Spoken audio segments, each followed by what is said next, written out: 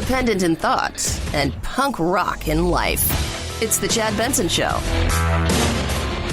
My name is Greg Knapp. I'm in for Chad on The Chad Benson Show. You can go to thechadshow.com online.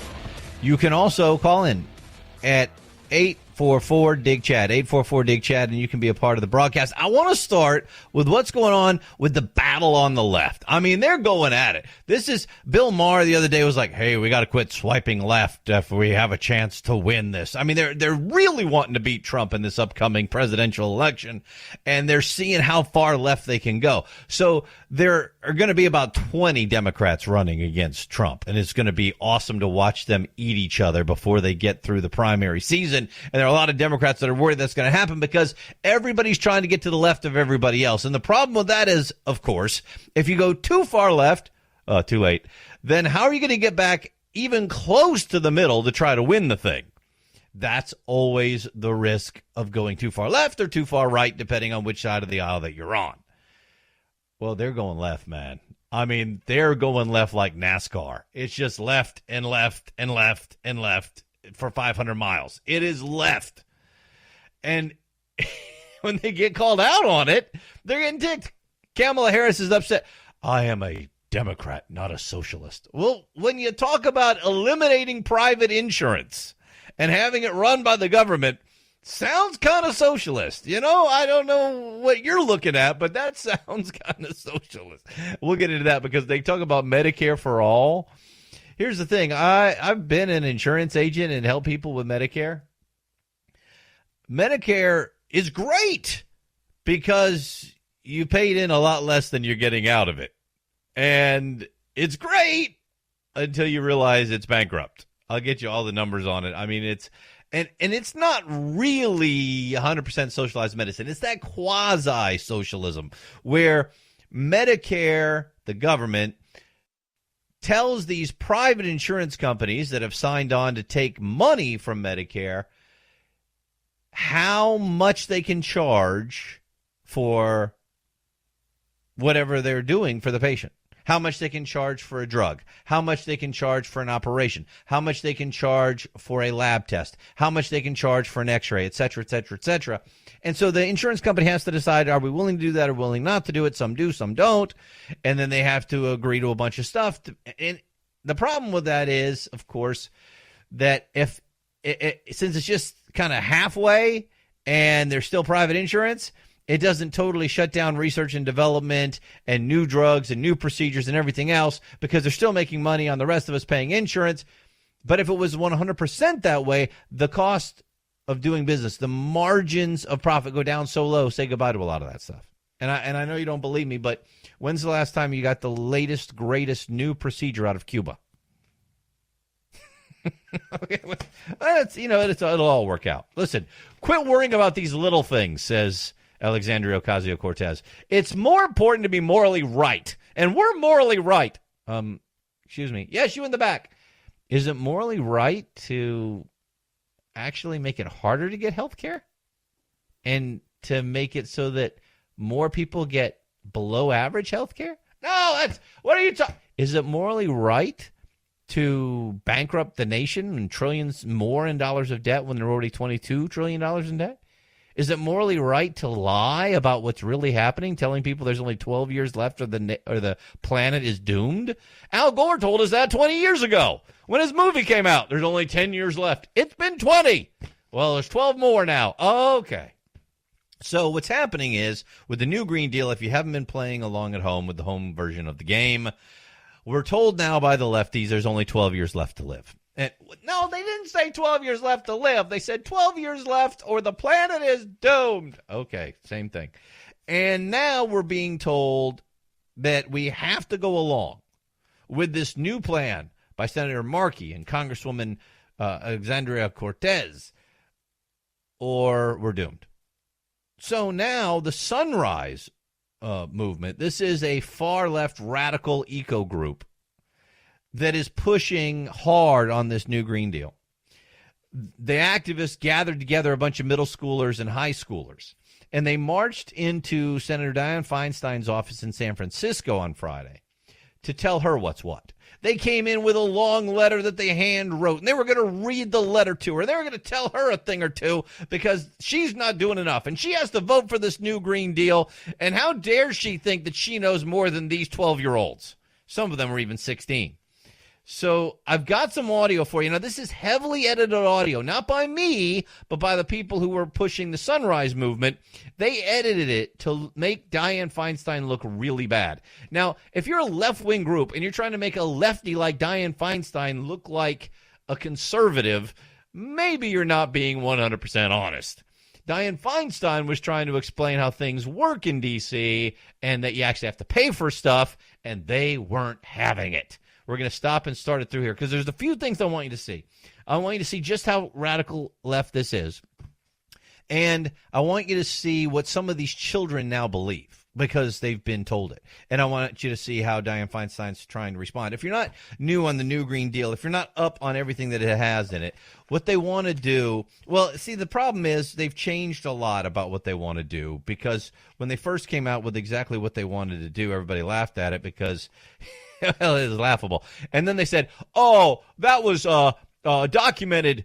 That was a doctored document that was shopped around by the Republicans. And then some of the media that had it sent to them said, no, this was what you guys had, and this was up on your website in the frequently asked questions, and you're the ones that said you wanted to get, all these emissions down to zero in 10 years, but you weren't sure how quickly you could stop all the cows from farting.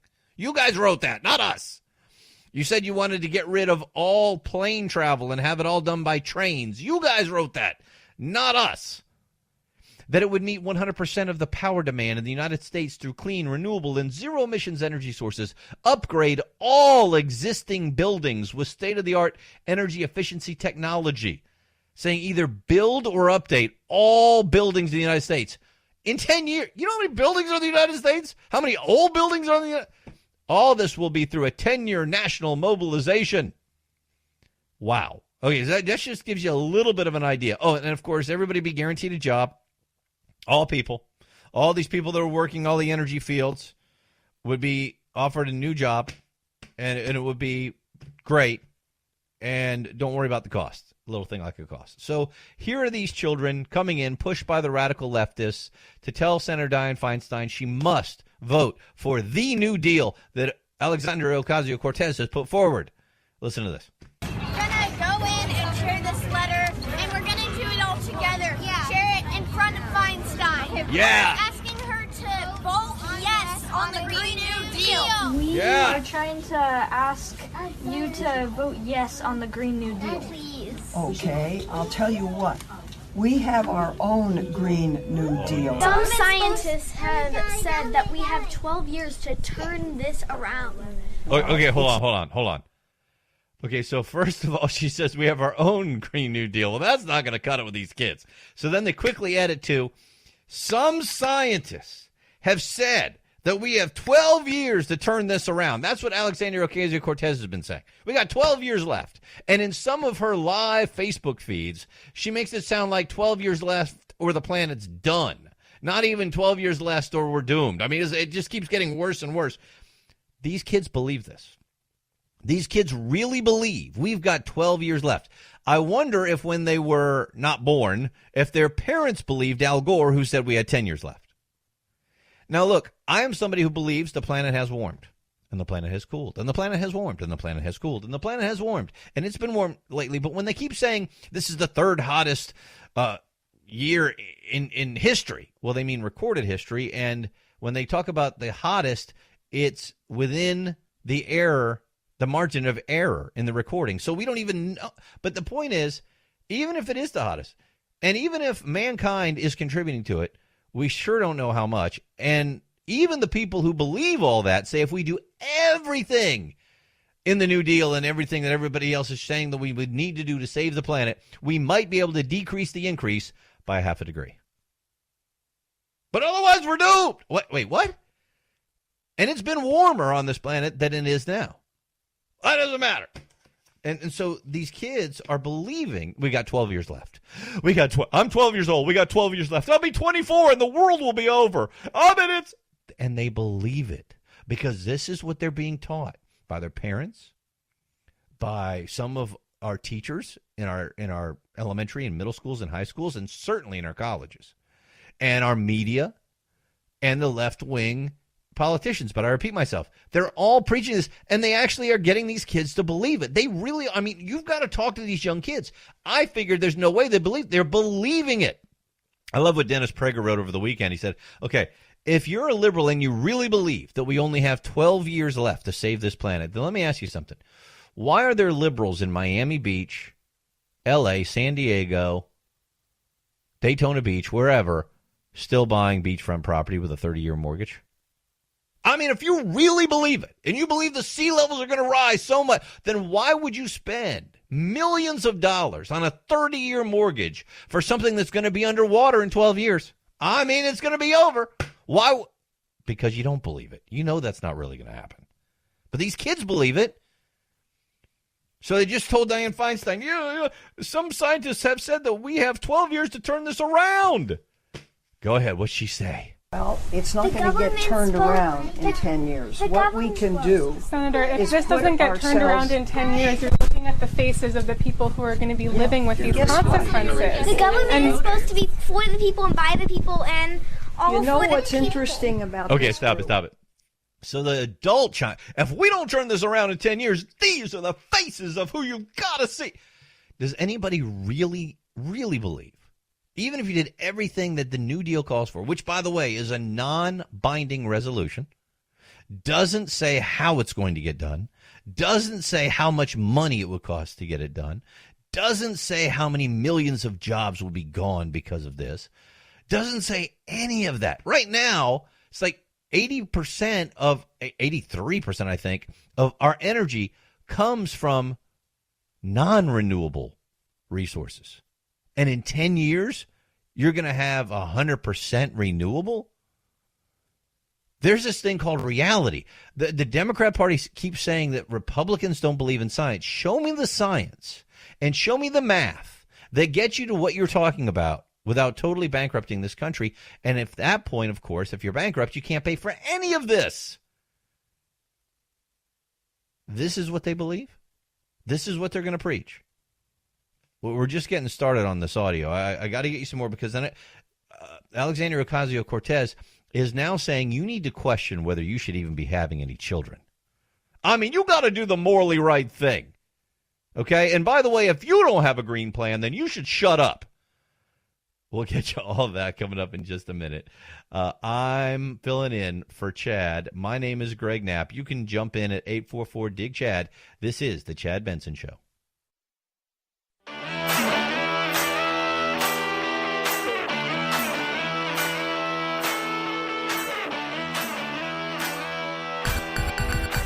Feel free to punk this punk rocker any time of the day or night. Reach Chad on Twitter at Chad Benson Show and on Instagram at Chad Benson Show. And oh yeah, the Chad Benson Show on Facebook too. Punk that. My name is Greg Knapp. I'm in for Chad on the Chad Benson Show. 844-DIG-CHAD, 844-DIG-CHAD. We're talking about just how far left the left is going. To the point that they want to tell you you're eating too many hamburgers. They want to tell you what to eat. To the point they say we need to get rid of private insurance. 70% of people have private insurance. Too bad. Gone. They want to tell you that you're flying the planes too much. You need to take a train. They want to tell you that you're driving too much. We need to change the kind of car you drive. In fact, you live too far out in the country. You need to live in the city. But listen, we're not going to tell you how to live your life. We're for the people. Not for the government. And in Venezuela, of course, they've been trying this and people are starving to death and eating flamingos and zoo animals. But this will work, okay? So the Alexandria Ocasio-Cortez and Senator Markey New Deal, the new Green Deal, which is non-binding, which they don't even want to vote on, which is why we've got the Republicans in the Senate saying, hey, let's have a vote. You guys say this is awesome. Let's have a vote. Oh, why are you trying to sabotage it? What do you mean sabotage it? You put it forward. Why wouldn't you vote for it? Well, people don't want to be on the record voting for it. So these kids come in with the radical group Sunrise Movement to tell Senator Diane Feinstein, a far lefty from San Francisco, that she needs to vote for the New Deal because otherwise the world's over. Let's hear it. Some scientists scientists have said that we have 12 years to turn this around. Well, it's not The going to get government's turned supposed- around in 10 years. the What we government's can do Senator, if is this put doesn't get turned around ourselves- in 10 years, you're looking at the faces of the people who are going to be living with these Guess what? consequences. The government is supposed to be for the people and by the people and all You know for the what's people. interesting about this group is I've been doing this for 30 years. I know what I'm doing. Oh, no. You come in here and you say it has to be my way or the highway. Oh. I don't respond to that. Okay, stop for a second. It's too great because here's a lefty who is being leftied. What the far left loves to come up with this type of political theater. They brought in these kids. It's for the children, Diane. They have a letter they're going to read to her. Why won't you let them read the letter to you, Diane? They're telling you that the world's going to end and it's going to destroy their lives. And here she is telling them, I know more than you. You're a little kid. You're too young to even vote for me. You don't understand. I've been doing this for 30 years. Oh, this is coming. And you just need to listen to me and quit saying my way or the highway. And there's no way this is getting turned around in 10 years. And these little kids think the world is going to end. And you think I'm kidding. Al Gore, if you remember, back in 2006, this is documented. January of 2006, he said that if we don't make the changes he recommended in his movie, in 10 years, we would reach the point of no return. That would be 2016. We are now in 2019, and now we're being told if we don't do all this by 12 years from now, we will definitely reach the point of no return. And you know what it reminds you of? Are those people walking around with sandwich boards looking like they're crazy, telling you that the world is going to end Tuesday, and that's why you need to loan them $5 now. I mean, you're not going to need the money anyway. In fact, why don't you give me a couple $1,000s now? We're all dead in Tuesday, and I really need a hamburger, so give me $12,000. I thought you said two. Well, it's expensive as things keep going.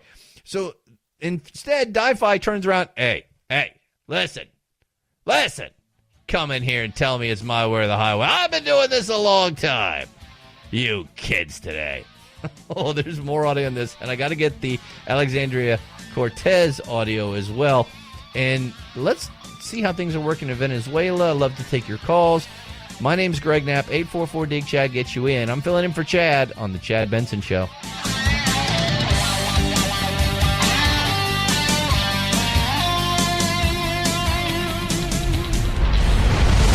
The Chad Benson Show.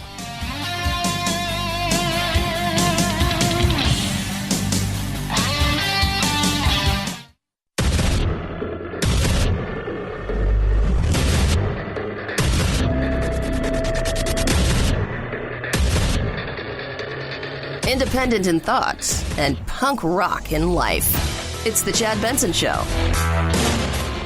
And my name's Greg Knapp. I'm in for Chad on the Chad Benson Show. You can jump in at thechadshow.com, or you can call up and let everybody know what you're thinking at 844-DIG-CHAD, 844-DIG-CHAD. And Alexandria Ocasio-Cortez, I don't think you should underestimate her. There are millions of Americans that love her and believe what she's selling them, even when she gets her facts wrong, which is almost all the time, because she says the facts don't matter. We're not going to get into these little problems with facts and minutia. I mean, I'm morally right, so it doesn't matter if I don't have the facts. It doesn't matter if my math doesn't add up. It doesn't matter if I say things that make no sense, like the reason unemployment has gone down is because so many people have to have two jobs. I'm sorry, yes, you in the back of the room? That's not how they measure unemployment. It's how many people are looking for work who can't find a job. Having two jobs wouldn't change that at all. Can someone get him out of the room?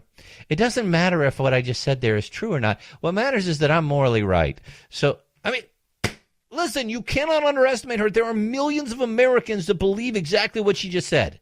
Just like it doesn't matter if those Covington Catholic kids really were mocking the Native Americans. And it doesn't matter if they really said build the wall, which they didn't, and didn't knock the. It doesn't really matter that it was actually the Black Hebrew National Israelites, whatever they call themselves, that were hurling slurs and homophobic slurs at the boys. It doesn't matter that the Native American Indian lied about basically everything that happened that day. None of that matters because the kids were wearing MAGA hats and they smiled. And they're morally wrong. Next story. It doesn't really matter that Jussie Smollett probably made it all up, because there really are racists in America, and there really are some Trump supporters who are probably racist. Now, it doesn't matter that they didn't really beat this guy up, and it doesn't matter that they were really black, and it doesn't matter that it was all a hoax, if it was, allegedly. None of that matters, because there really are racist people, and there really are bad Trump supporters, and we really think Trump's a bad guy. So therefore, we're morally right, you're morally wrong, next story. Don't underestimate that. I'm telling you right now, don't underestimate that. Why do you think the left is going so far left? Because they've got people to buy into this. Antifa is beating people up in the streets, throwing Molotov cocktails, destroying private property, and you've got newscasters who say, I can understand where they're coming from in this age of Trump. We can understand where they're coming from with the capitalism in the system. You can understand where they're coming from in a place where they just can't get a break. Now, do I agree with all their methods? Maybe not. But somebody has to do something. And since they're morally right, I mean, because obviously, if you disagree with them, you're Nazis. So they have the right to beat up Nazis, because we used to kill Nazis in World War II. So therefore, it doesn't matter if they're not exactly right. This is happening right now. You know, it doesn't matter if a man is really biologically a man because of his chromosomes and because he has a penis. If he feels like a woman, then he is. And you have no right to keep him from playing sports against a woman. You have no right to say that he shouldn't be allowed to go into the shower with your daughter. And by the way, to even act like that's something that would be a big deal just shows how narrow-minded you are. I mean, why should he feel uncomfortable by having to go into the male showers? Yes, you in the back. Well, why should my 16-year-old daughter in high school be uncomfortable that a boy with a penis is in her shower?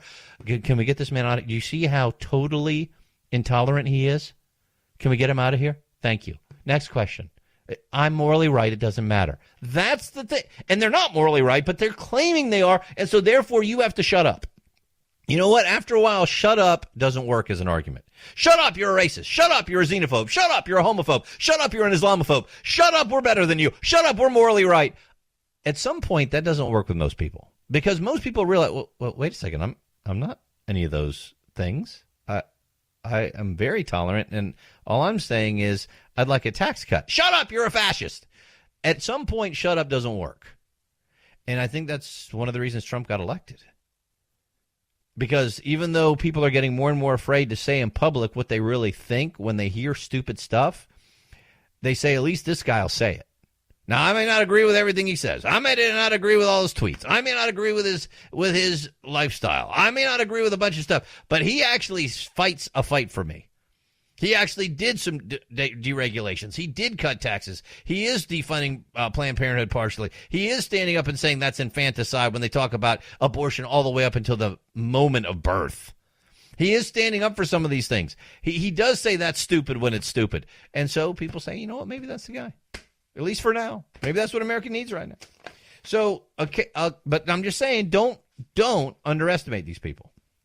So AOC, Alexandria Ocasio-Cortez, is pushing this new Green Deal. And the Sunrise Movement is pushing it hard. So they bring these middle schoolers and high schoolers in to see Senator Diane Feinstein, and she's trying to tell them, listen, I know what I'm doing. And she says, you guys just want my way or the highway. So here's a little bit more of that audio. Go ahead. These consequences. The government is supposed to be for the people and by the people and all You know for the what's people. interesting about this group is I've been doing this for 30 years. I know what I'm doing. You come in here and you say it has to be my way or the highway. I don't respond to that. Uh-oh. I've gotten elected. I just ran. I was elected by almost 1 million vote plurality. Okay, stop for a second. And I know what... This is the equivalent of, you run along now because I know what I'm doing, and I don't need to listen to you guys. That's what it sounds like. This is what's going to cause their trouble all weekend. Now, this is highly edited by the people who put it up there. I've got more audio. I don't know if we have time to play it. That kind of shows her talking, saying, hey, look, we have our deal. Can we get copies of this for everybody? And, you know, I want to show you why our deal works better, and it's hard to get this through Congress, and et cetera, et cetera, et cetera. But she did say these things, and it didn't sound so great. Go ahead. Vote plurality. And I know what I'm doing. So, you know, maybe people should listen a little bit. I hear what you're saying, but we're the people who voted you. You're supposed to listen to us. That's your How old are you? job. How old I'm are 16. you? I Well, can't you didn't vote for me. Well, I'm 24. Oh, stop for a second. You're 16. You didn't vote for me. You're 16. Well, in California, she might have. You never know. No, you're not allowed to legally vote at the age of 16. So she's telling her basically, I don't have to listen to you because you. See, if Di-Fi should have said, all right, let me listen to everything you got to say. Now here's my thing. And by the way, you're right. I'm supposed to listen to you, but I'm also supposed to lead. And one of the ways I lead is to show you that this new Green Deal that Sunrise Movement's behind, that Alexandria Ocasio-Cortez is behind, won't work. It's non-binding. It's vague. Doesn't have any plan for it to really happen. Doesn't talk at all about how much it's going to cost. Some of the things are just silly, like saying no planes. We're going to do it all through trains. You know, by the way, Senator Diane Feinstein here in California, I'll let you know, we just spent 110. How much was it on the stupid train? Was it? I'll have to get the exact numbers on why they've had to shut down the train because of how out of control that high-speed train in California was. And they couldn't even get that done. Yet they're going to do this? Oh, man. So she just told him, you didn't vote for me. Go ahead. Let's hear a little bit more of that. We're going to be impacted. Something. It doesn't matter. We're going to be the ones who are impacted. I understand that. I have 7 grandchildren. I understand it very well. Senator, the cost of not taking this action is far higher than the cost of what the Green New Deal will be. And there is enormous popularity for this bill around the whole country. And we're asking you to be brave and do this for us and for your grandchildren. Get enough for everyone. I'm trying to do the best I can, which was to write a responsible resolution. Any plan that doesn't take bold, transformative action is not going to be what we need. Well, you know better than I do. So I think one day you should run for the Senate. Great, and then you do it your way. But by that time, in the meantime, there's going to be a big problem. I just won a big election. Okay, this is just great, man. By the way, talking about the new Green Deal, when they're talking about 100% of the power demand in the United States should be through clean, renewable, and zero-emissions energy sources in 10 years. I love this by Travis Kavula. He pointed out that right now, producers, refiners, and marketers of oil and gas spent an estimated $184 billion in new capital investment just last year. Regulated energy utilities spent $131 billion just last year. So in just 1 year, that doesn't include the cost of actually operating the system. That's just investments. You remember the stimulus from Obama, $50 billion went to energy programs. And, of course, that's where you had $535 million go to Solyndra for a waste of money. How much money will it take to do what they're talking about? We don't, tens of trillions of dollars. We're $22 trillion in debt. They don't even talk about that. But if we don't do it now, it's going to cost a lot more if we don't do anything. Really? No, it's not. No, it's really not. But they believe this. And Diane Feinstein is trying to hang in there, man. She's trying to hang in there. Is there more on that one, or is she done? Okay. All right. Let me hear a little bit of the Ocasio-Cortez, though. And then we'll get back to Diane Feinstein, because I want people to hear she was a little ticked off at hearing that Senator Diane Feinstein was saying, I've been here 30 years. Because she ended up with saying, well, just because you're there 30 years, obviously you haven't gotten it done. But she also talked about how bad the climate crisis was. She was doing a little Facebook live streaming while cutting up sweet potatoes, because that's the hip new thing. Here we go. I mean, not just financially, because people are graduating with $20,000, $30,000, $100,000 worth of student loan debt, and so they can't even afford to have. Oh, wait, I'm sorry. Can we set this up again, Phil? I apologize. This is where she's saying, things are going so bad now, and the planet's going to end in 12 years, that you really need to start wondering if you should have children. Go ahead. Our planet is going to face disaster if we don't turn this ship around. And so it's basically like there's scientific consensus that the lives of children are going to be very difficult. And it does lead, I think, young people to have a legitimate question. Is it okay to still have children? Oh, my goodness. Is it okay to say? Well, we're going to let you hear what AOC thinks about that in just a minute. It's a legitimate question now. Is it okay to still have children when 12 years from now this world could be over? I mean, you better think about that, Buster. So you think about that. We'll talk about it in just a minute. 844-DIG-CHAD, get you on board. 844-DIG-CHAD. My name is Greg Knapp, in for Chad on The Chad Benson Show.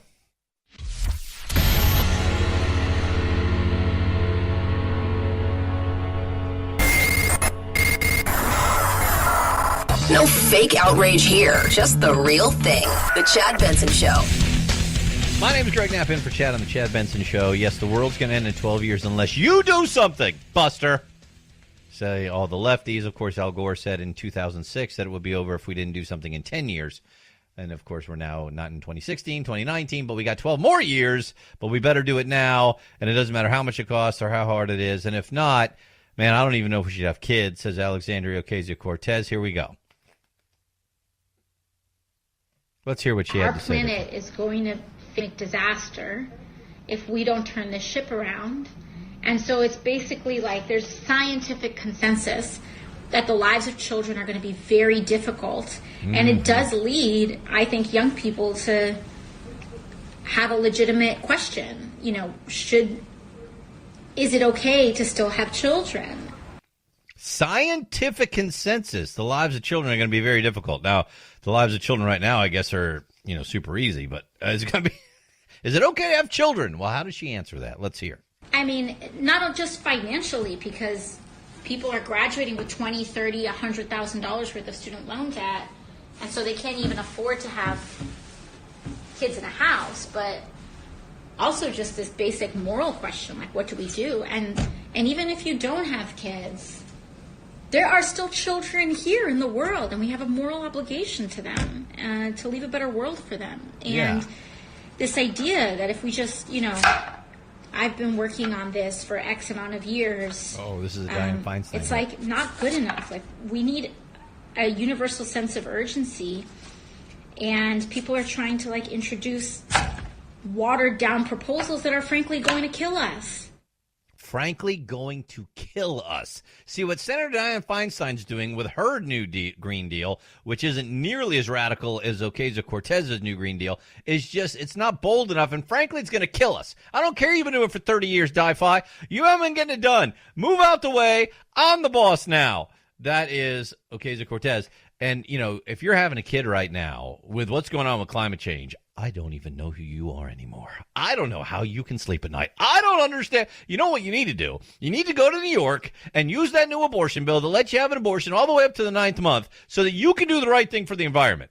I mean, sure, you're going to kill a baby. But listen, it's more important to do that than to kill the planet. All right? That's going to be the new excuse for abortions right there. And by the way, all that noise in the background was her chopping sweet potatoes, just in case you didn't know, because it was a live stream. She also went to Girls Who Code and did an interview and said, this is Alexandria Ocasio-Cortez, and she was talking about the skeptics of her new Green Deal. You know what? I don't care anymore. I don't care anymore because, again, I'm at least trying and they're not.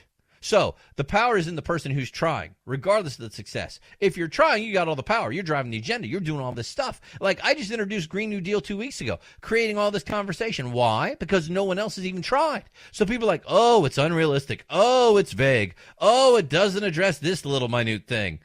Okay, wait a second. Isn't it kind of important that your plan is realistic? Isn't it kind of important that your plan has details in it? Isn't it kind of important that your plan addresses this little minute thing, which is how to pay for it? No, she says. I'm like, you try. You do it because you're not. Because you're not. So until you do it, I'm the boss. How about that? Well, the reason that some people aren't trying it is because the best thing to do is continue to make the energy we're creating cleaner and cleaner. Do you know over in Russia they have green snow right now? They're getting green snow in Russia because of real pollution. In some cities, they've had black snow falling from the sky.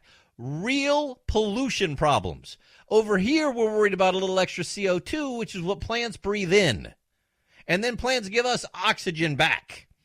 We're talking about what we breathe out and what cows toot. And they're talking about green snow. Excuse me, are you kidding me? And see, this is the other part they leave out.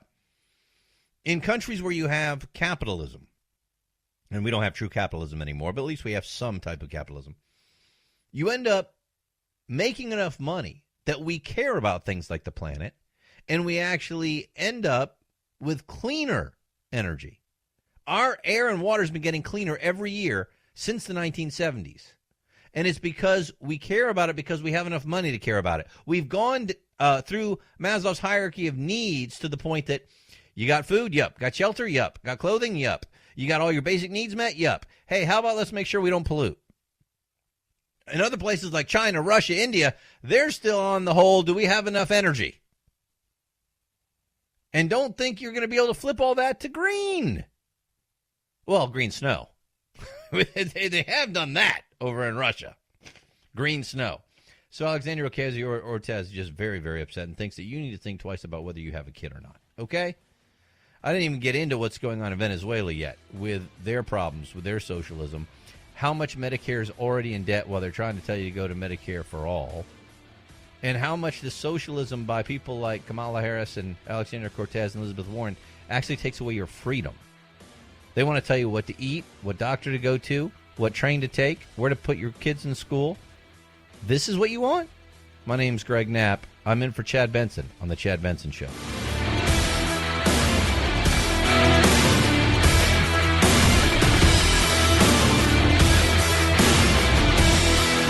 This is The Chad Benson Show.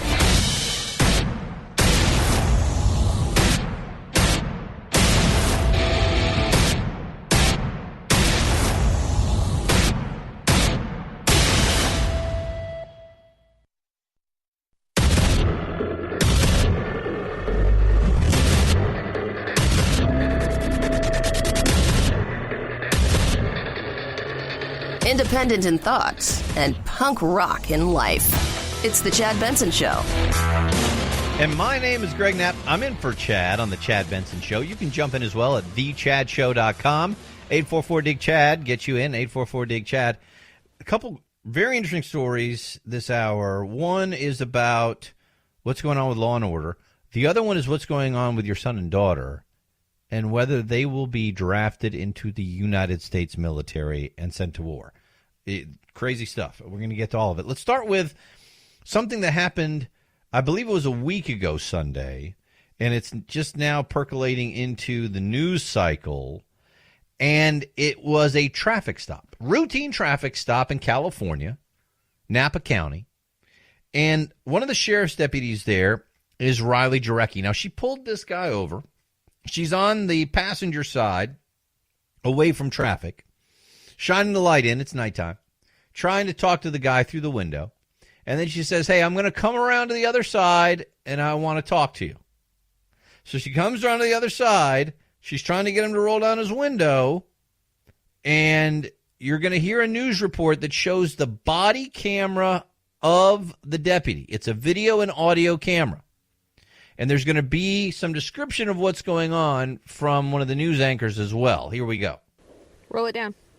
Roll down the window. Roll down the window. He's looking at her through the window.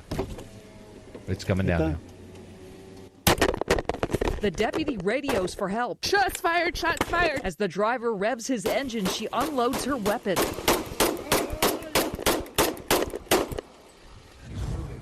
Javier Hernandez Morales, the man who shot at Deputy Jarecki, was well known to law enforcement. Okay, there you go. Stop it there for a minute. So what happened, and you can watch this video. It's up on various channels now, and I maybe we can get it up on Chad's website so you can see it as well. But when she tells him to roll down the window, and he finally does, he's just kind of looking at her. Looks like everything's fine. And in a split second, literally, if you watch this, he whips out a pistol and takes a shot at her. I mean, they got to be 2 feet away. I don't know how he missed her. God was shining on this woman. He misses her. She immediately pulls away. And you heard her saying, shots fired, shots fired. And she runs around to the other side of the vehicle as he revs his engine to take off, and she unloads. And she kills him. This guy, I don't know how he didn't kill her. But the first part of this story is just to see what these police officers go through every day. If you've never done a ride along, if you don't know anybody who is a police officer, we tend to think, what an easy job. I mean, they got the badge and their gun. Who's going to mess with them? They pull people over. They give speeding tickets. Maybe they go and, break up a fight. Maybe they go, whatever. I mean, come on. It's not that hard. You go and ride along with them and you see what they're up against every day. Where a routine traffic stop just like that can turn into you're dead. The only reason she's alive is the guy's a horrible aim. So she unloads, kills him, and then you find out more about this guy. That ICE had issued 4 different detainers against this Mexican national who's in the country illegally. 4 different detainers. Alex Parker reporting against Morales. Suspicion of driving while intoxicated. Selling liquor to a minor. Battery of a peace officer. Probation violations. Now, a lot of times the people on the left will go, driving while intoxicated. Come on, that's not really a crime. Wait a second, aren't you the same people that want zero tolerance on anybody who drives drunk? Well, American citizens. But, otherwise, come on, that's not a violent crime.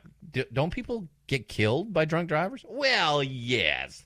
But, Americans do that too. I know Americans do that too. We got enough people driving drunk. We don't need to import more. You come in here, you're here illegally, and you're caught driving drunk. Why aren't we shipping you back? Why don't you care? Why do you hate brown people? I don't care what color you are. Quit driving drunk. Oh, you say you don't care, but we know you really care. We know it's really all about their skin color. What are you talking about? It's about their breath alcohol content. Blood alcohol content, sorry. So, driving while intoxicated, selling liquor to a minor. Come on. Who hasn't done that a time or two? Me? Yeah, you're just an awful person. Battery of a peace officer. That's kind of important, isn't it? He only beat up a cop. Who cares? And probation violations. Well, probation for what, though? Little things.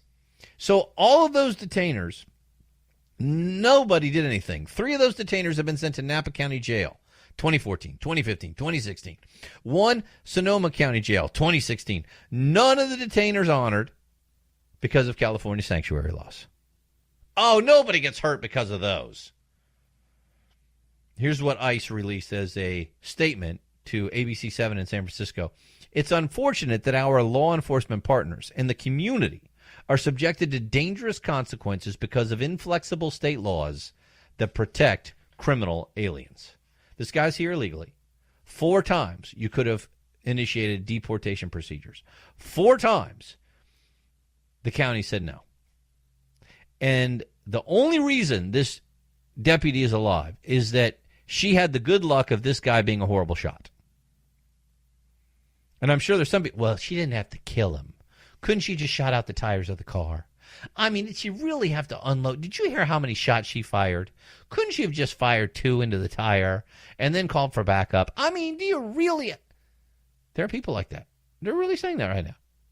Sure, he took a shot at her, but he didn't. Maybe it was a warning shot. Maybe he wasn't even trying to hurt her. That's probably what it was. Who misses at 2 feet? That had to have been a warning shot. He didn't really want to shoot her. Well, why did he shoot at all? Well, because he was tired of being harassed by the police. You mentioned he's been arrested 4 times. How many times does this man have to be arrested before they leave him alone? You think I'm kidding? This is really how they think. I know how they think. This is what they're thinking. And there's no reason. 1 shot at a police officer should not be a death sentence for you, especially when it was a warning shot. Come on. So from there, we go to what's going on with the wall. The AP reporting that construction begins on the 30-foot border wall in San Diego. Well, it's not the wall, if we're going to say that. It's a replacement wall of something that was already there. There's a 14-mile wall along the border in San Diego. And now, remember, we're told by the far left now that walls don't work. Now, these are the same people that put walls up around their house. But, that's different. Walls don't work, except they do. Every place they've been put on our border, the number of illegal aliens crossing has gone down between 80 to 90%. But they don't work.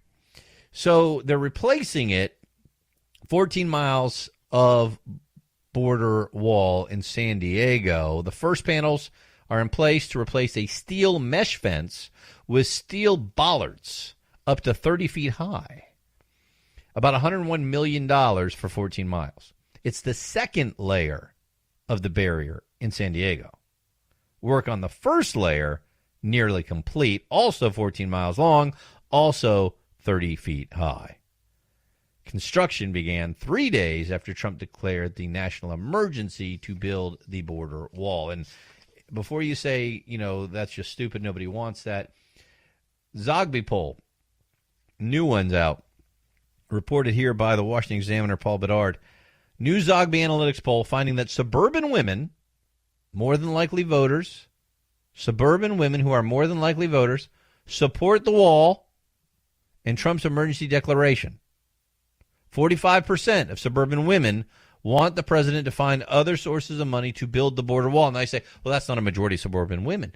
Well, it's much higher than it used to be, and there is not a majority who is against it. There's the whole, I don't know, maybe, I don't know what you're talking about. 45% of suburban women know that he is declaring this and want him to build the wall. 45% want the president to find other sources of money to build the border wall. Only 40% don't. 50% back his emergency declaration. Here's what Zogby said. Even though most voters do not agree with the president's recent actions regarding the border, suburban women do favor his policies. A plurality of suburban women want the president to get funding elsewhere to complete the border fence. Half support him declaring a national emergency to do so. So that's going to be a big one for him. The survey also found that Trump's approval has continued to edge higher. He's picking up support from other groups such as Hispanics, African Americans, and independents. Oh, no. Oh, it can't be. That's got to be fake news. There's no way that. So, look, this is something that's going to be in this next election cycle. I am one who believes that when the Republicans had the House and the Senate, that's when they should have gotten the wall done. Oh, they didn't have a filibuster-proof majority in the Senate. They could have easily gotten rid of the filibuster. Well, you better be careful. They might do it back to you. Yep, you're right. And I think they should. I think Democrats and Republicans both, 51 votes should get things done in the Senate. Well, that's not the way we do it. Well, it's not in the Constitution. It's just what they decided to do, several decades ago. I don't know, what is it, 70, 80 years ago that they started that whole thing up. I don't have that in front of me. But it's not something that is in the Constitution. The Senate gets to set its own rules all the time. And the Senate Democrats stopped the filibuster on the judges. And I think that's a good thing. And I think they should do it for everything in the Senate. Because if the people elect the Senate to be majority one party or the other, then they actually want some things to get done. It shouldn't have to be 60 votes to get things done. I don't think. What do you think? That's what really got some of the people upset with Senator Diane Feinstein that we talked about earlier.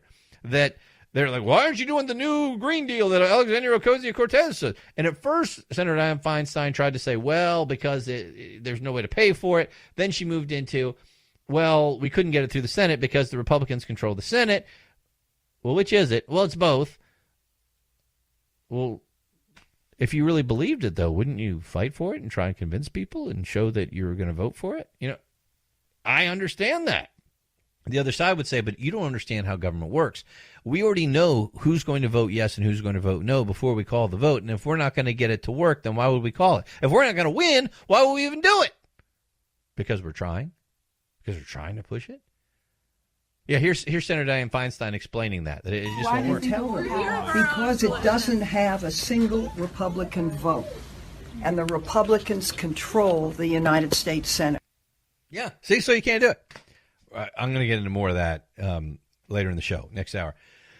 So what do you think? Do you think that the wall is needed? Do you think these sanctuary cities need to stop it? This deputy is just one more anecdote, real-life anecdote, of an officer who really should be dead. God's grace is the only reason she's alive. God's grace and a bad shot. This guy was ready to kill her because she pulled him over. Illegal alien arrested 4 times. 4 times ICE asked to hold him. 4 times ICE was told, go pound sand. And this woman almost got killed. 844-DIG-CHAD. Get you on board. 844-DIG-CHAD. Sons and daughters, how about if they both get drafted and sent to war in the United States of America? Otherwise, it's discrimination. I'll tell you about the latest court case on that one in just a second. My name is Greg Knapp, in for Chad Benson on The Chad Benson Show.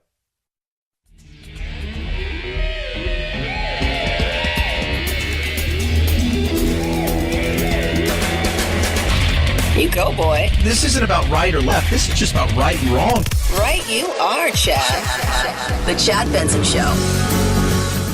And my name's Greg Knapp. I'm in for Chad on The Chad Benson Show. You can jump in. 844-DIG-CHAD, 844-DIG-CHAD, and you are in. You can also go online, thechadshow.com. We were talking about what's going on with the situation in Napa County, California, where a deputy during a regular traffic stop had the guy roll down his window. He takes a shot at her. She runs around to the other side, unloads on him. He's dead. He's an illegal alien 4 different times. ICE put detainers on him 4 different times. Counties in California, Sanctuary County said, nah, we're not going to help you. And wow, it's just another example of just how bad that is. Also got the wall being built. Also got suburban, likely women voters saying, by a plurality, they're for the wall, they're for the National Declaration of Emergency, and they're for him finding more funds to get it done. Love to know what you think at 844-DIG-CHAD. And here's another one that could hit you close to home, especially if you have children who are of military age.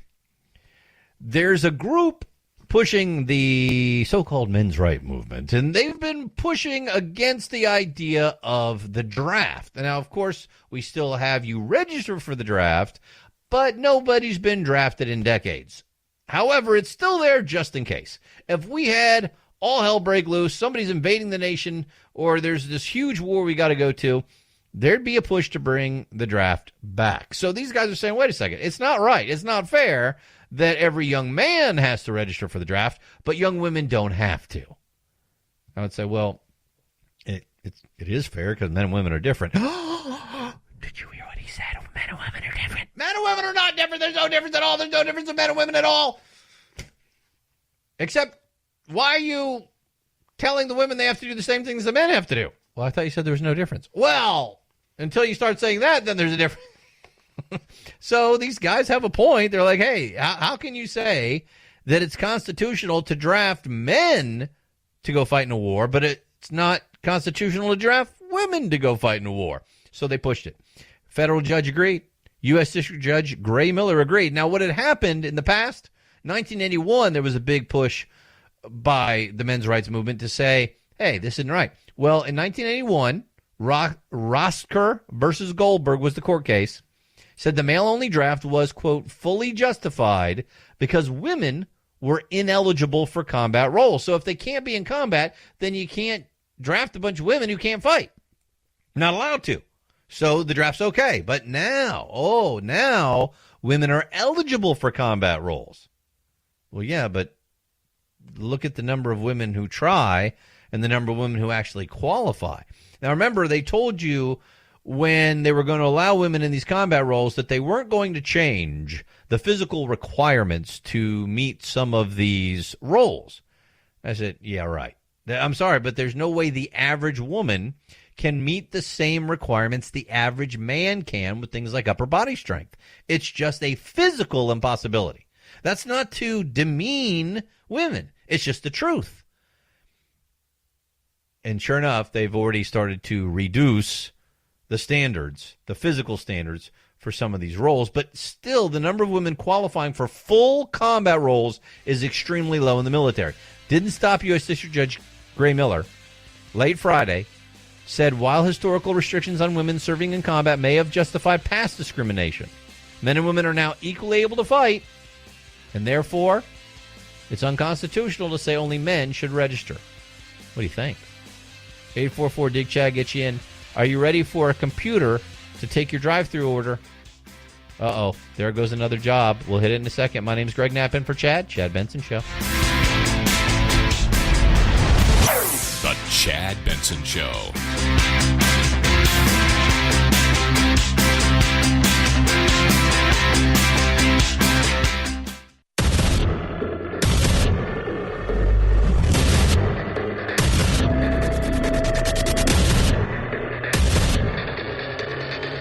independent in thought, and punk rock in life. It's The Chad Benson Show.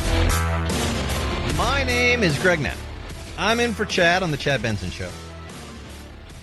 You can join in at 844-DIG-CHAD, 844-DIG-CHAD, and we were talking about what's going on with the draft, and we've got a U.S. federal judge now, District Judge Gray Miller, saying, you know what? You can't justify discrimination in the draft because women and men are now equally able to fight. Well, they're equally allowed to fight. I don't know if they're equally able to fight. How dare you say that?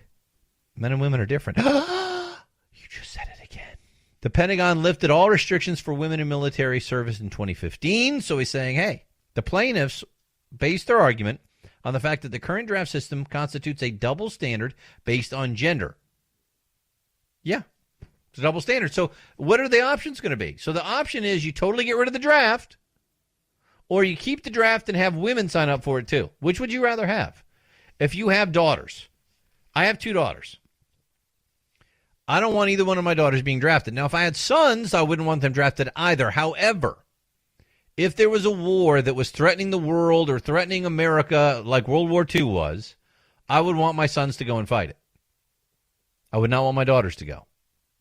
Men and women are different.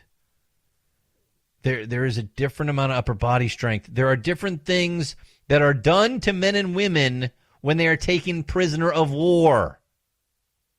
There's a difference in what happens on the battlefield if men and women are fighting together on the same side. And none of these things are good for your side to win and for your daughters. What about you?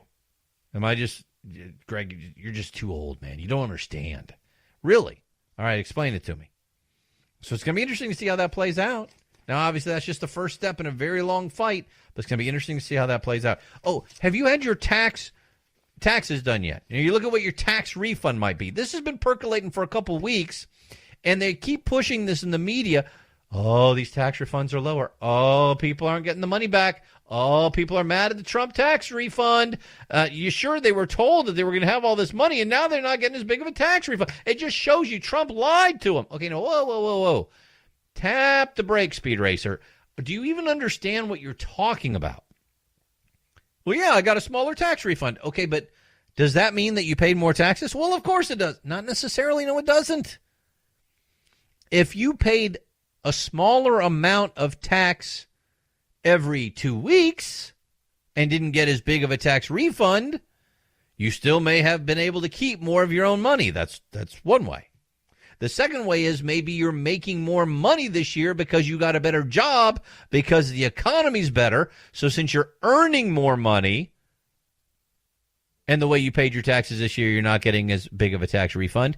Did you still earn more than you did last year? That's another way to look at it. And then there's still another way to look at it. Are you doing a better job of having the right amount of money taken out of your paycheck every 2 weeks so that at the end of the year, you don't have as big of a tax refund? What do you mean the right amount? Well, I know most of you listening to me understand this, but for the ones who don't, you don't want a big tax refund. If you get a big tax refund every year, that means you've been paying the government too much every 2 weeks all year long. And by the way, the government is holding your money, and it's not going to give you any interest for it. You've been loaning the government your money all year, and you've got absolutely nothing to show for it, except at the end they go, here's some of your money back. No, you should try and work it out so that at the end of the year you get exactly a 0 tax refund, and you don't owe anything either. So that would be perfect. Now, that's almost impossible to do, but you can get close, where maybe you only owe a couple $100, or maybe you owe $1,000, compared to, hey, I got a $5,000 refund. Well, that means you overpaid $5,000 all year. Nice job. And most of the news articles don't explain that. A few of them do. Only a few of them do. But you see all these headlines, oh, tax refunds plunge, tax refunds are lower, people grumbling about the tax refund. So that's step one, is that you don't really understand what's going on if you're grumbling about it, okay? The economy's up. More people are getting better jobs. People who had a job are being promoted. You're making more money. 80% of American taxpayers actually had a tax cut. That's pretty good. Now, here's the other one that's coming around that I don't think people understand either. Most states have a state income tax. Some states, Texas, Florida, Nevada, Tennessee, don't have a state income tax. The ones that do have a state income tax, the rest of us are subsidizing. What do you mean? Well, there's this thing called SALT. And SALT is the state and local taxes that you can have a deduction for. In other words, if your state and your city taxes your income, like New York, then what you used to be able to do was write that off of your federal income tax and reduce your federal income tax burden. Well, why? Well, because it's not fair that these guys have to pay more. But wait a second. It's their state legislature and their city councils that they elected that taxed them at a higher rate, right? That decided to tax their income? Yeah. So why should they get rewarded for that by the rest of the country by not having to pay their federal income taxes? Doesn't make any sense, does it? Why should people in Florida who don't pay state income tax subsidize people in New York who are paying huge taxes but not paying their federal income tax rates? It doesn't make sense. So now they're mad. See, they've had enough people in Congress that have kept pushing this because they say, if you don't push that, we're not going to vote for you.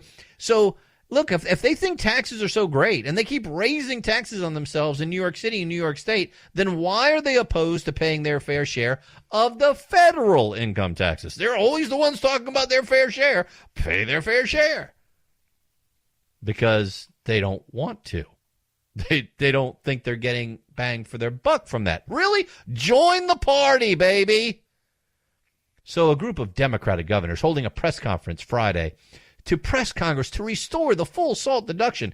What it is right now, you can only declare $10,000 of your state and local taxes against your federal income taxes.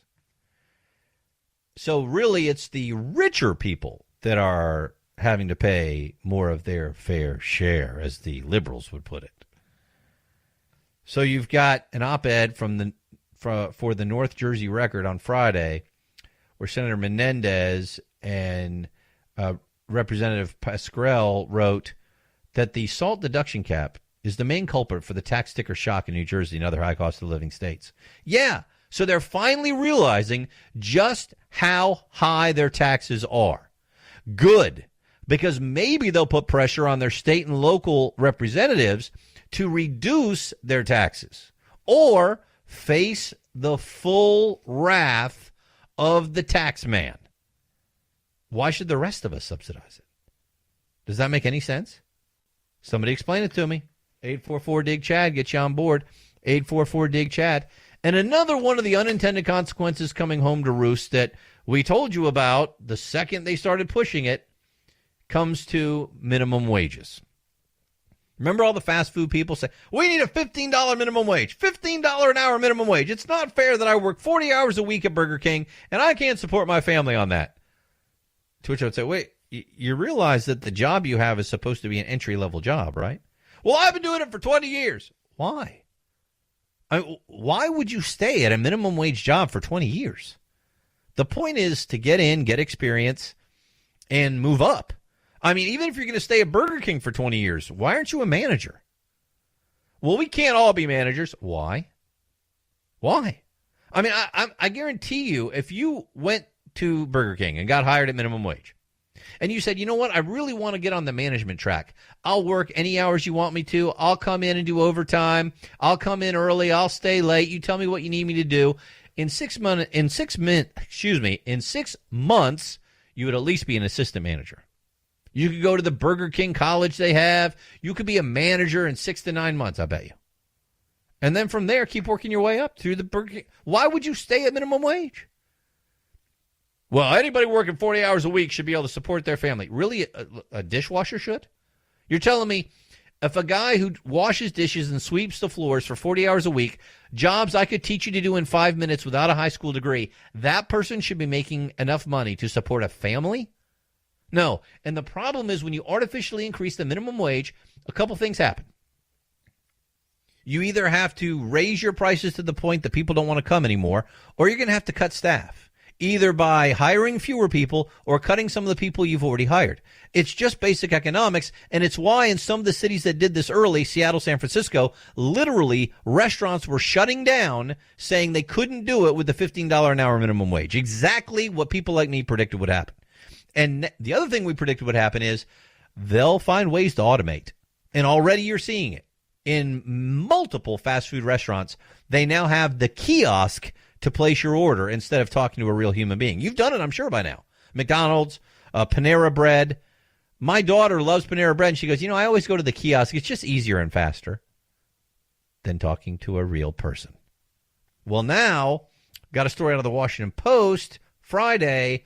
Peter Hawley writing, at this fast food drive-thru, the person taking your order might not be a person at all. Oh, so now we've moved to the drive-thru. Well, I'm sure what, are you pushing a button? No, not pushing a button. Listen to this. The drive-thru window is often considered the most harrowing assignment inside a fast food restaurant.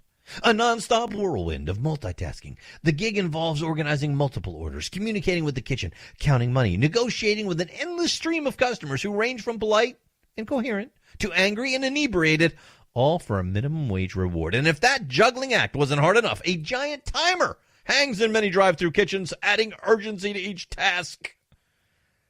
But now, at Good Times Burgers and Frozen Custard in Denver, there's a new employee. An artificially intelligent voice assistant, emotion-free, immune to stress, can operate the drive-thru window without fatigue, bathroom breaks, or even compensation. Well, until we have lawyers for the artificial intelligence that say that's not fair. But for now, that's what's going on. And they say it's to help the employees, not to take away a job. Sorry.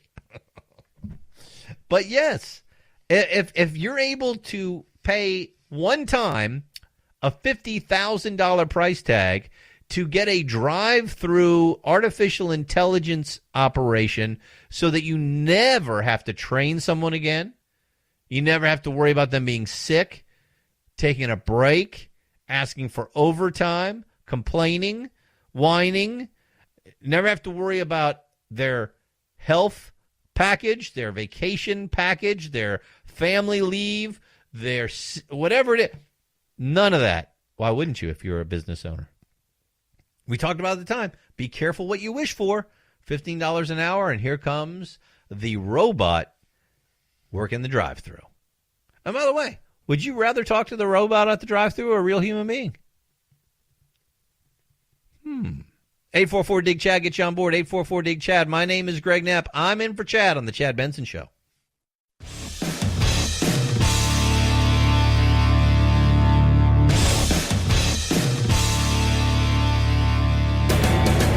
Experiencing separation anxiety? That's dumb. Check out Chad 24/7 at his website, ChadBensonShow.com, and on iTunes, free. The Chad Benson Show. Never feel lonely again. Hey, how you doing? My name is Greg Knapp. I'm in for Chad on the Chad Benson Show. You can be a part of it, 844-DIG-CHAD, 844-DIG-CHAD. There's a great piece by DeRoy Murdoch, and he's saying, all the people that are saying Trump was a Russian asset? I mean, there are people out there actually saying that maybe Trump's actually a Russian spy. Yeah, hey, don't laugh. It's possible. Well, I mean, anything's possible. I mean, I could possibly play for the New York Knicks next year, but it's not going to happen. But I mean, it's possible. And DeRoy Murdoch just says, look, if this is true, then why is President Trump doing so much that Vladimir Putin hates? What do you mean? Well, first of all, here's the state from former FBI acting director Andrew McCabe to CNN's Anderson Cooper last week. I think it's possible. We're talking about President Donald Trump being a Russian asset. And McCabe also told The Atlantic that the FBI brass felt, quote, concern about the president and whether or not he posed a national security threat that we should be investigating.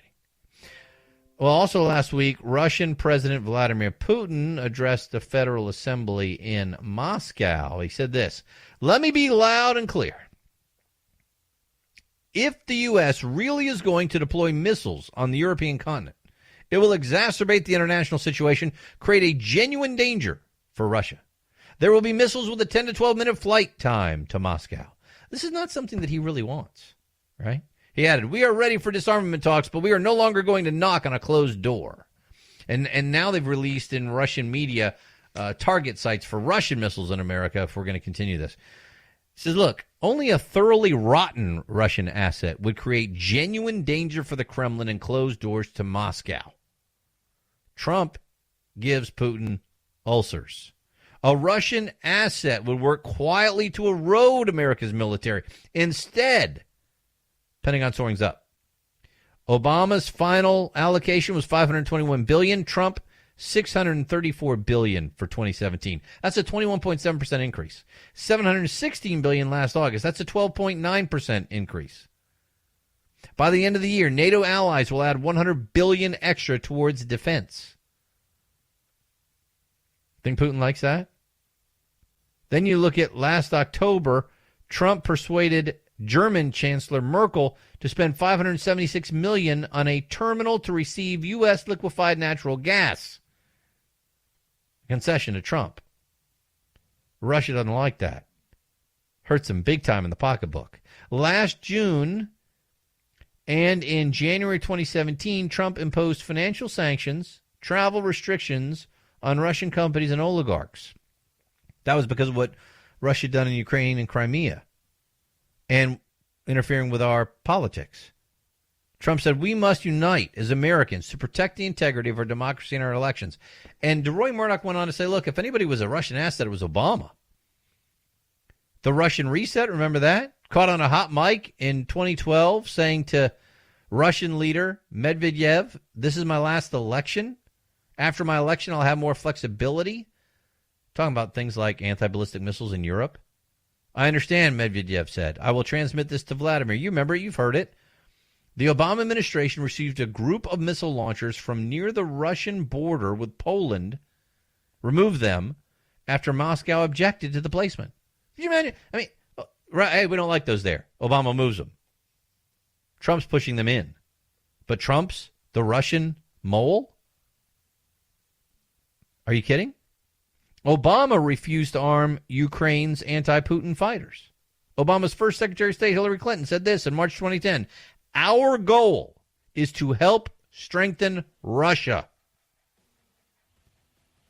Our goal is to help strengthen Russia.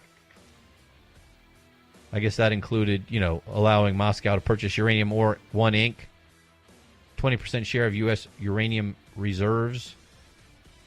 The company's top investors donated $145 million to the Clinton Foundation. I'm sure that's just a coincidence. That's DeRoy Murdoch. Makes some pretty good points there, right? If he's a Russian asset, he's the worst one they've ever had. My name's Greg Knapp, in for Chad Benson on The Chad Benson Show.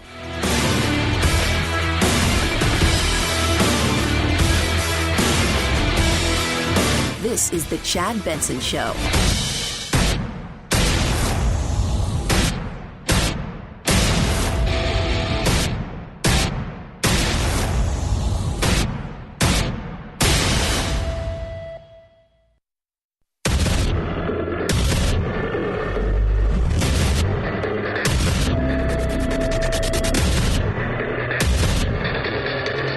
Independent in thought and punk rock in life. It's The Chad Benson Show. And my name's Greg Knapp. I'm in for Chad Benson on The Chad Benson Show. TheChadShow.com to get you online. 844-DIG-CHAD to get on the phones. Senator Diane Feinstein got in a little bit of trouble over the weekend. Maybe you saw some of this. Okay, here's what's been going on. The left is going lefty, lefty, lefty, lefty, lefty. I mean, they're going way out there because they feel like this is the time. I mean, you got Trump. And last time they put up Hillary. And the problem with Hillary was she just didn't go left enough. Really? That was have you seen Hillary as a candidate? Well, that was. But we thought we had it. And now we just haven't done enough. We got to go in all the way, man. We got to go big. And so we've got to show that we can be more left than the other person. So you got 20, who knows, maybe 25 Democrats who are going to try and run to beat Trump. And they all got to out-left each other. And that's hard to do with some of these people. So there's Alexandria Ocasio-Cortez, and she goes all in on the so-called New Green Deal. And the new Green Deal, if you haven't read it, it all depends on what you're looking at. Because first they came out with this document that, by the way, they sent to members of the media. It wasn't doctored by the Republicans. They sent it to the media. And it said things like, we want to get to, 100% renewable energy. And we want to get rid of all of the cows farting that we can.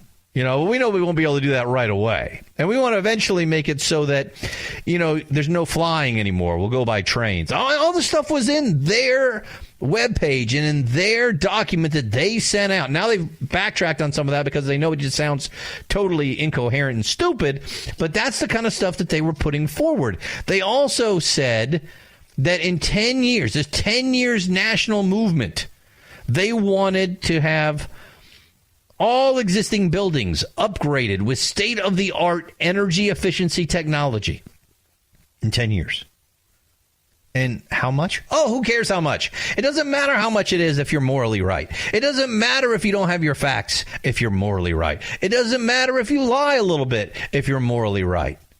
And we're morally right. How? Well, because if you don't do what we say, the world will reach a tipping point in 12 years. And it'll be doomsday. So you got to do what we're saying now. Didn't Al Gore say that in 2006? No, he said 10 years. Oh, okay. Thanks for clearing that up. So in January of 2006, Al Gore said that if we didn't do everything his movie talked about doing, in 10 years we would reach the point of no return. That would be 2016. We're now in 2019. Doesn't matter. 12 years now. And so they want 100% of the power demand of the United States through clean, renewable, and zero emissions energy sources. And upgrade all existing buildings. All existing buildings. And all do it within 10 years. You understand what these people want now? I mean, Alexandria Ocasio-Cortez was also in an interview last week where they were talking about, hey, your New Deal says that we shouldn't eat as much meat. And so am I supposed to be a vegetarian now? She said, well, people exaggerate that. I'm not saying everybody has to be a vegan, although, that's a good choice if you want to be. I'm just saying maybe we shouldn't eat hamburgers for breakfast, lunch, and dinner. Do you know anybody who does that? Well, you know what I mean. Breakfast, lunch, we just need to cut back on the... So she wants, and she thinks she should be able to tell you how much meat you should eat. How many farmers should be allowed to have cattle? How many farmers should be allowed to raise chickens? How many farmers should be allowed to raise pigs? No, she didn't say that. Well, how else are you going to cut that down? You're going to force people to quit buying chickens at the supermarket? Who gets to determine what the right amount is? Well, those are all details. We just need the new Green Deal. Just like Kamala Harris saying we need to get rid of all private insurance. Sure, 70% of the people love the insurance they have and it's through their private carrier, but we need to get rid of that. I mean, sure, it's 1/6 of our economy. We don't know how many people will lose their job over that, but it's like Medicare for all, and that's a great deal. Really. Medicare for all is a great deal. Well, I've got the numbers on just how bad that is and how quickly that's going bankrupt. We'll get to that in just a minute. But they're just trying to out-left each other. Medicare for all, get rid of private insurance. Get rid of cows. Get rid of airplanes. What? 100% renewable energy. Upgrade every building in the United States of America. For how much? The money doesn't matter. Look, we got plenty of money. The military has a lot of money. You're going to take all the money from the military? Let me tell you something. You could take all the money from the military, which might be a problem, and try to spend it on this new Green Deal, and it wouldn't be enough. We're talking about trillions of dollars. We're already 22 trillion debt. What's another 10, 20 trillion? I mean, come on. We'll just, as their plan says, we'll have more public banks. We'll print more money. I mean, what could go wrong? Except another Great Depression and bankruptcy. But other than that, what could go wrong? So they're going left, left, left, left. There's a group called the Sunrise Movement, and they're 100% behind this Green New Deal. So they got some of their middle school students and high school students to have this great political theater to go in and see Senator Diane Feinstein in her San Francisco office and get her to say, yes, she will vote for the new Green Deal in the Senate. See, here's a trick. Here's a dirty trick from the Republicans.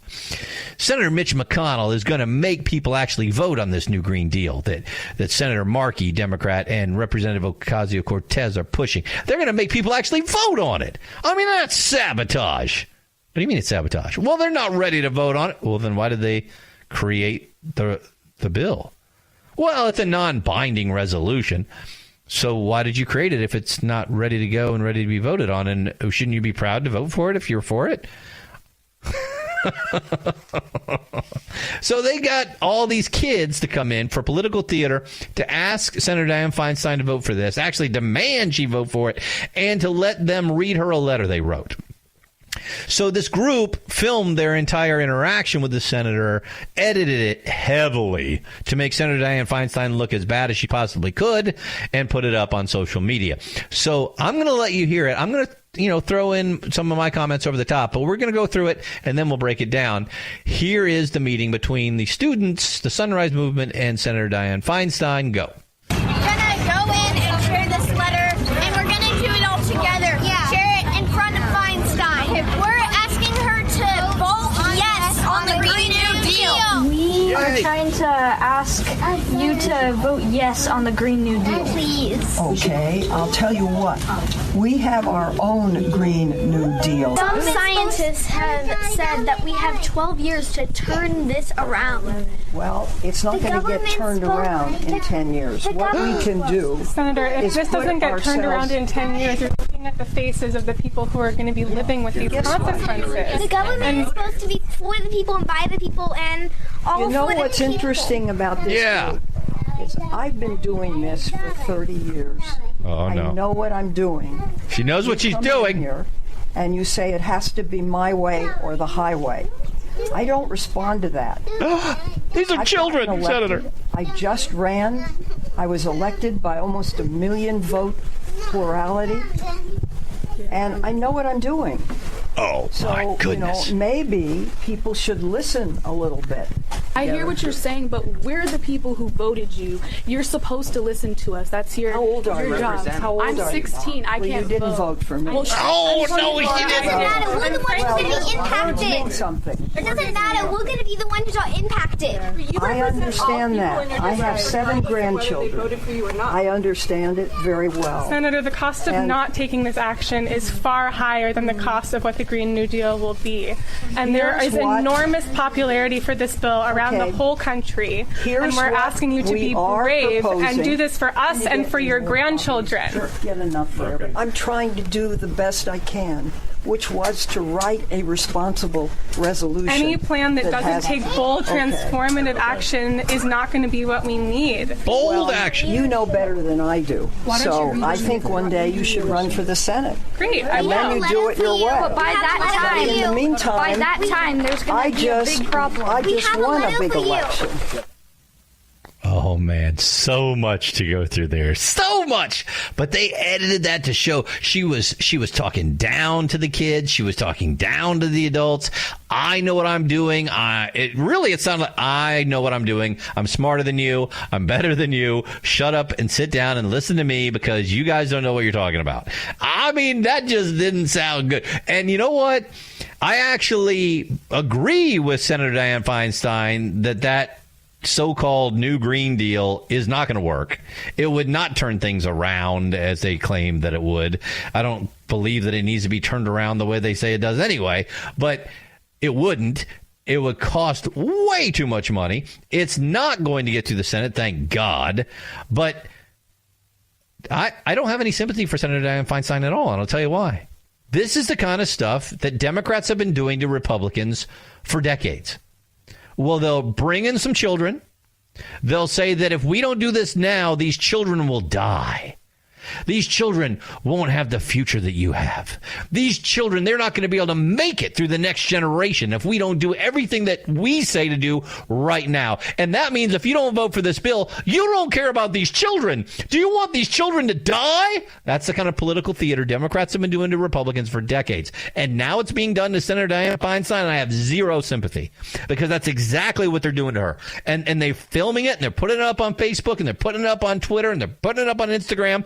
And it's all to show, look at these old people. Even though they're Democrats, Senator Diane Feinstein's been there for 30 years. What has she gotten done on climate change? It's time to throw out the old and bring in the new. And guess what? Democracy hasn't done much. It's time for socialism. So I don't feel sympathy for her at all, because she's finally being the butt of the political game, the political joke, if you will. And hey, too bad. So let's break down some of this. So we got this little middle schooler saying some scientists have said that we have 12 years to turn this around. They believe this. Look, your kids in so many elementary, middle school, high schools are being indoctrinated by the left, telling them that if we don't quit using fossil fuel, if we don't quit flying planes, if we don't quit eating meat, if we don't quit driving cars, if we don't quit just living our lives, we're going to destroy the planet in 12 years. And they're believing it.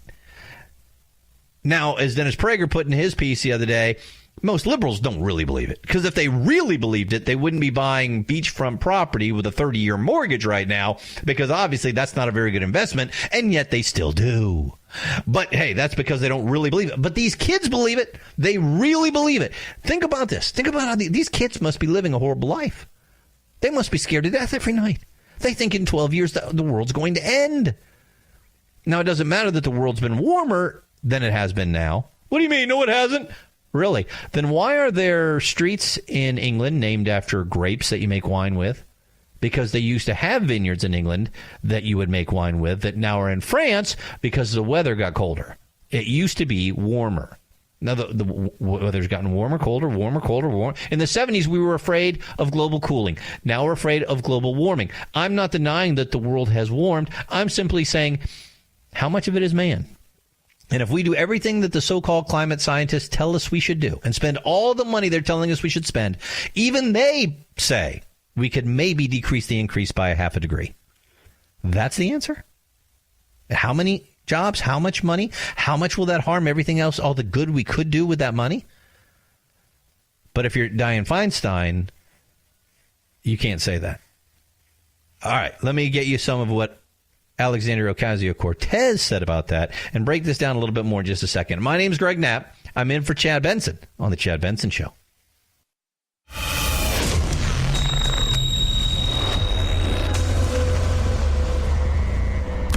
Deep states? No. Deep doo-doo? Yeah. The Chad Benson Show. And my name's Greg Knapp. I'm in for Chad Benson on The Chad Benson Show, thechadshow.com, 844-DIG-CHAD. We were talking about this Sunrise movement. They came in with middle schoolers and high schoolers to have political theater with Diane Feinstein and say, you need to vote for the new Green Deal. And if you don't care about these children. These children are going to die. And Diane Feinstein said, well, this isn't going to get turned around in 10 years. And they say, well, if it's not, then these kids, you're looking at the face of these people, are going to be living with the consequences. And Di-Fi says, what's interesting about this group, I've been doing it for 30 years. I know what I'm doing. Think about it. So they're setting her up as she's rebuking these kids. And she didn't sound like that. You come in here and say, it's my way or the highway. I don't respond to that. And then she starts talking about how she just got elected. And this one child said, we're the people who elected you. How old are you? 16? You didn't vote for me? Oh, man. I mean, this is just... It's awesome. And the kids are shouting, we're the ones who are going to be impacted.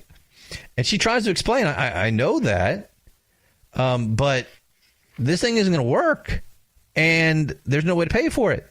And it's not going to pass the Senate anyway. She talked about that. Will it pass the Senate? Here. Why do you think we're here? Because it doesn't have a single Republican vote. And the Republicans control the United States Senate. Mm-hmm. Now, we had a little bit more on that, on what she was saying, didn't we? Or was that all we had on that? Okay. She was trying to explain to him, this doesn't work. We're not going to get it passed. And then the woman with Sunrise Movement said, well, can't you at least try? Can't you at least vote for it and then vote for yours too? And that's when Senator Diane Feinstein said, well, actually, the plan just isn't good. Yeah, it's vague. It's not funded. It won't work. It won't pass. It's a non-binding resolution. It's basically political theater to make Alexandria Ocasio-Cortez the new superhero. She's got her own comic superhero now. Don't underestimate this woman. People love her on the left. And she was getting a question. She was doing a live Facebook while she was making her sweet potatoes. And somebody asked her about the new Green Deal and about children. Listen to this.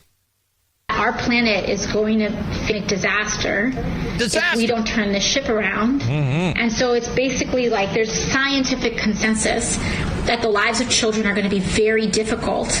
And it does lead, I think, young people to have a legitimate question. Is it okay to still have children? Is it okay to still have children? And the implied answer is no. Listen. I mean, not just financially, because people are graduating with $20,000, $30,000, $100,000 worth of student loan debt, and so they can't even afford to have kids in a house, but also just this basic moral question, like, what do we do? And even if you don't have kids, there are still children here in the world, and we have a moral obligation to them to leave a better world for them. And this idea that if we just, I've been working on this for X amount of years. It's like not good enough. Like there you go. So she's saying, you need to think about whether it's legitimate for you to have children. And she doesn't think it really is. That's good. That's good. Cut it off right there.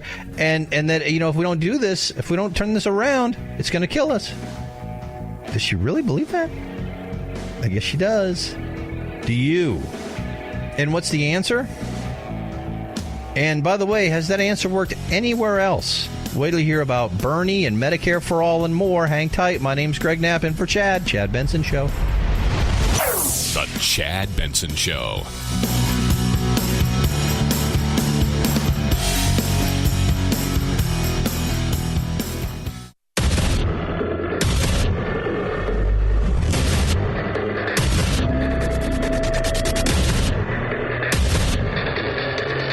Independent in thoughts and punk rock in life. It's the Chad Benson Show.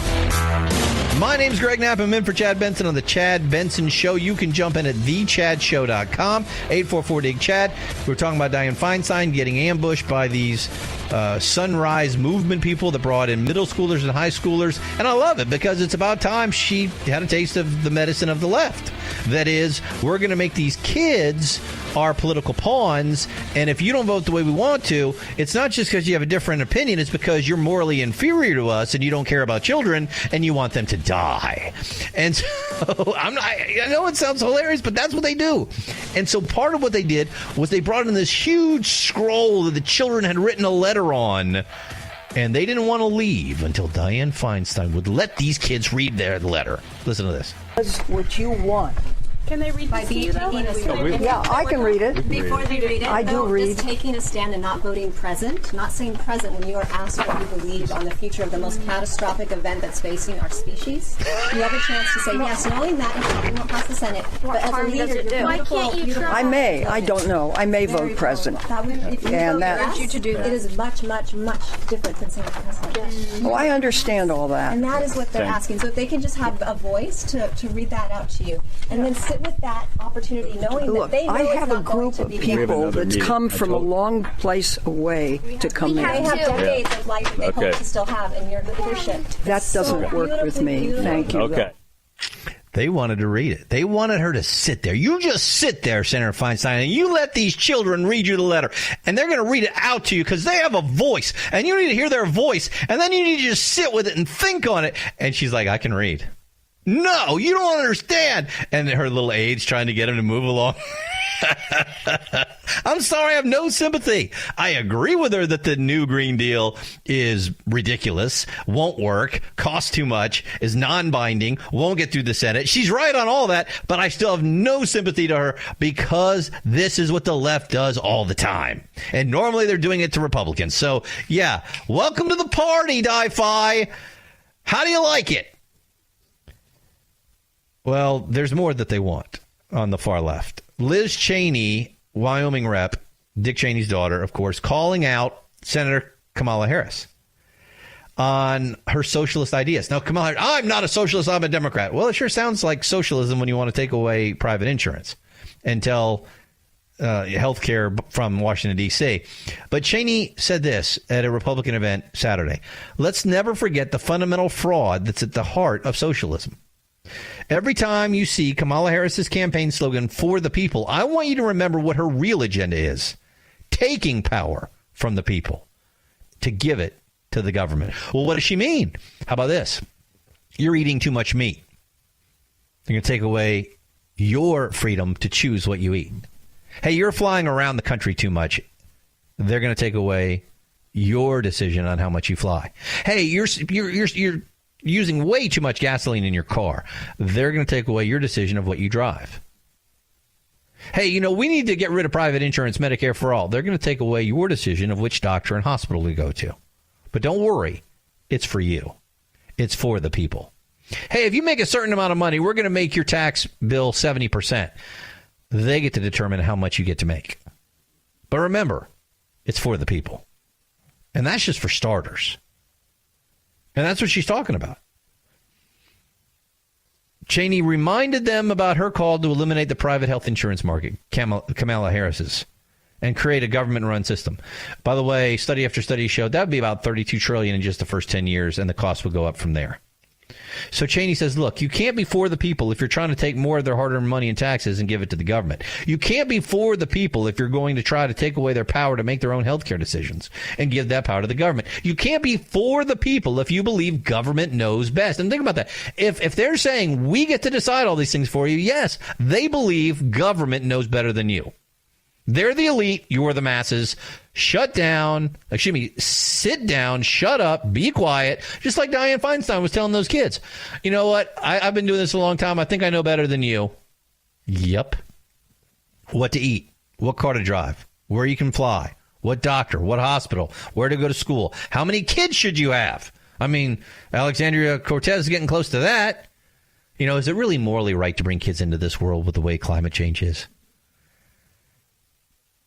So we got to stand up against this, says Liz Cheney.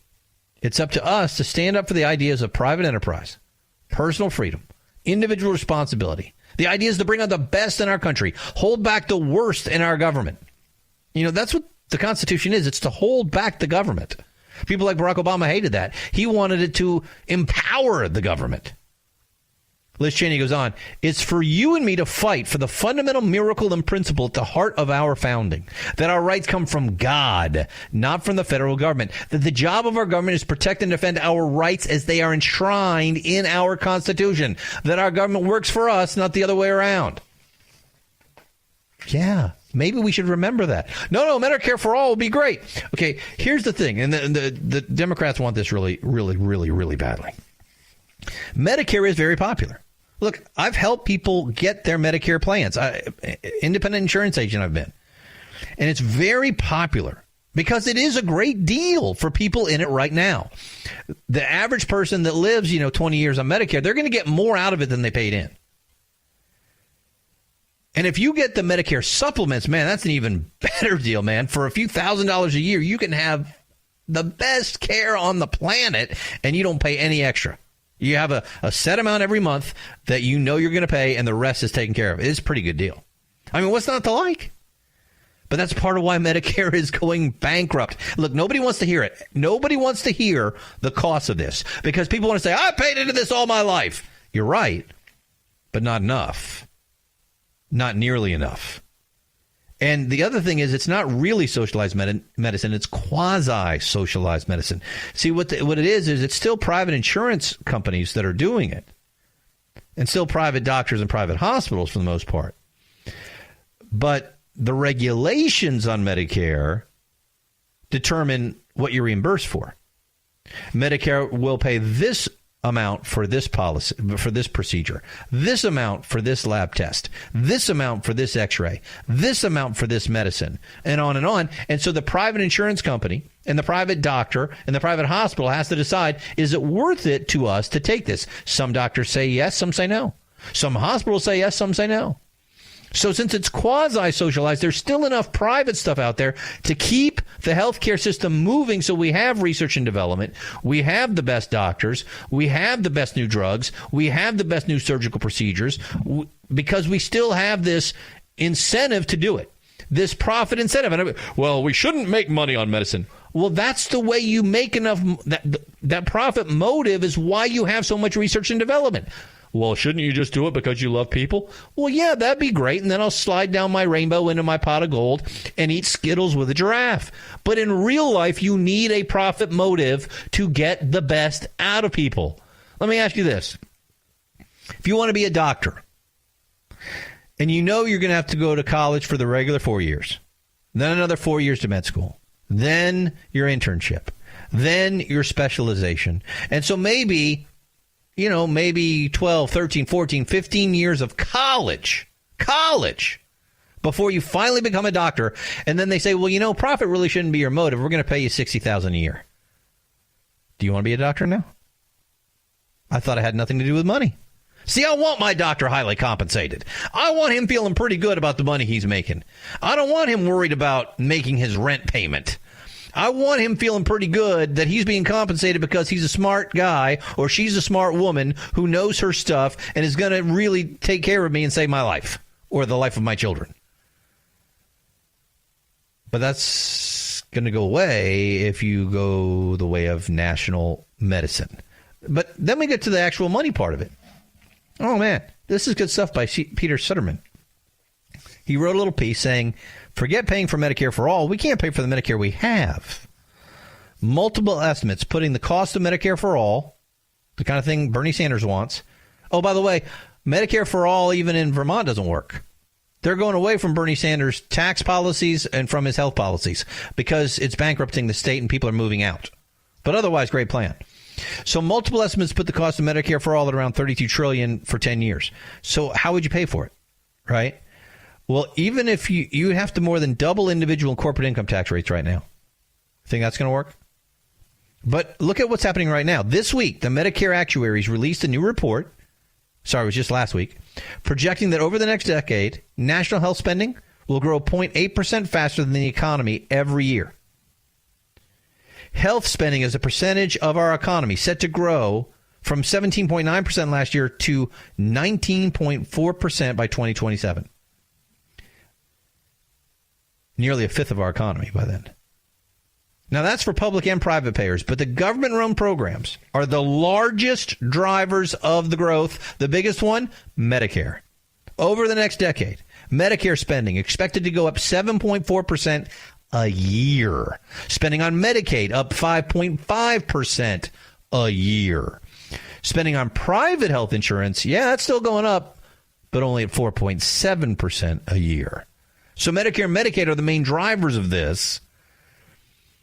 And Medicare won't just cover more people. It will increase the average amount it spends on each person, and that will be larger than the increase in private health care spending when you compare apples to apples. Not good. Spending on drugs, hospital visits, doctor services, all expected to rise rapidly over the next 10 years. Medicare, biggest contributor to the increase in every single category. By the way, we're already broke on this. Last year, the program's trustees projected the main trust fund, which is also basically fiction because we're already spending it, would be depleted in 2026, 3 years earlier than previously anticipated. Look, this is the path we're on. Over the next 75 years, the program faces $37 trillion in unfunded liabilities. $37 trillion in unfunded liabilities. $22 trillion is our debt. This is the path we're on. It's a real emergency, not the fake one that the Democrats are talking about with their climate. It's a real emergency, and we ignore that, and they tell us how climate change is going to destroy us in 12 years. Look, even if you believe man is the cause of climate change, we do everything the left is asking for trillions of dollars, we might be able to decrease the increase in the temperature by 0.5 degree. This we could really fix, and nobody wants to talk about it. We better start talking about it, because it could destroy us. 844-DIG-CHAD, get you on board. 844-DIG-CHAD. My name is Greg Knapp, in for Chad Benson on The Chad Benson Show.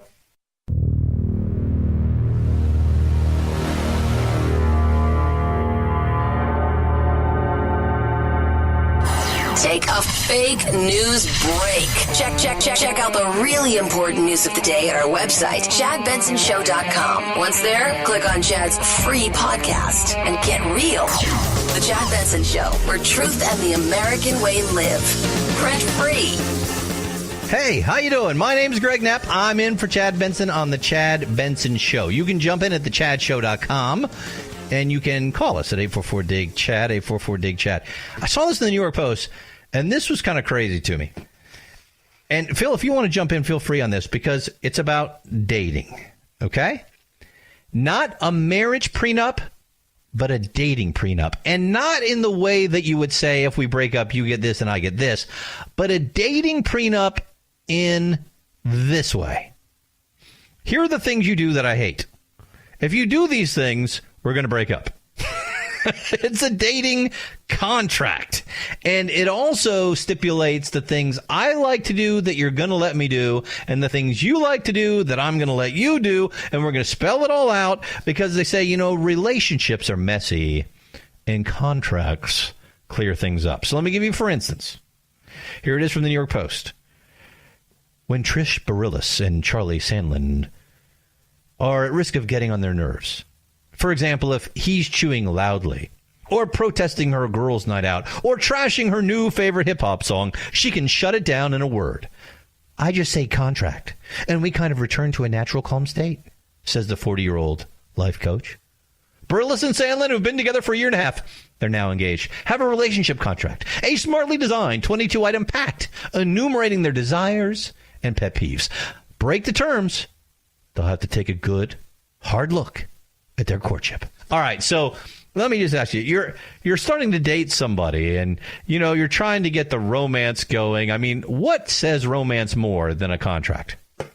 This is why we can't have nice things. Are you in on this, Phil? Would you want a dating contract? Heck no.